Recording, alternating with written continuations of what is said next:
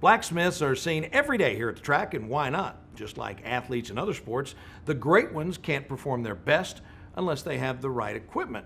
But that's not all these talented individuals do with their craft, as Amber Philpott found out when she met a couple from Anderson County who's forging their style.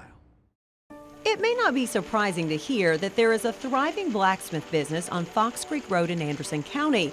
But from the first step inside, Maynard Studios is clearly set apart from the typical Central Kentucky blacksmith shop. When most people hear the term blacksmith, they think horseshoes or farrier, which is even more in Kentucky because there's a lot of horses and there are a lot of farriers.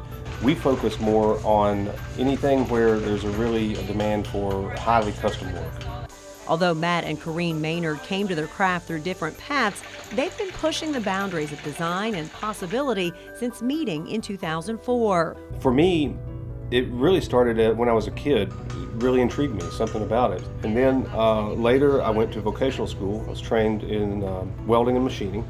And after that, I decided, well, maybe I could take something that had been a hobby and turn it into a living. And I started, and it sort of grew, from there. So I met Matt in 2004, and I had studied broad area fine art.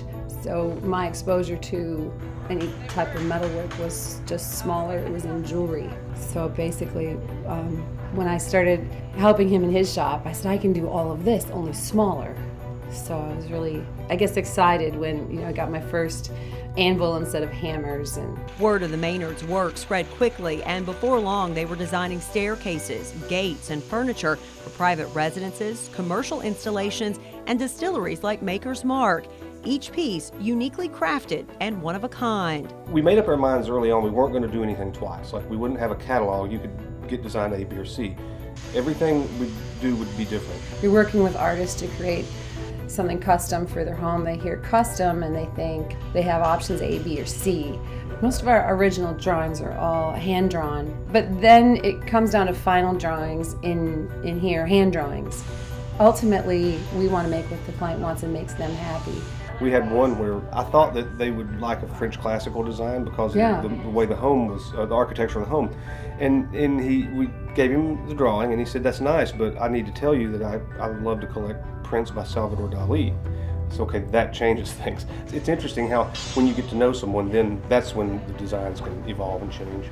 And if it seems that a custom piece from Maynard Studios is out of reach, Matt and Karine take commissions of all sizes. We do a lot of smaller commissions. It's not just giant things, but what happens is there'll be like a big job and then all these other jobs sort of fitting in around it, because there's always something like, okay, we got to wait till tomorrow for the steel to get here. So you do something else, it's just fitting in jobs around others. And then we also have an open studio once a year. It's the first Saturday of November every year. And that, we try to have some smaller things out, maybe some candle holders, keychains, things like that.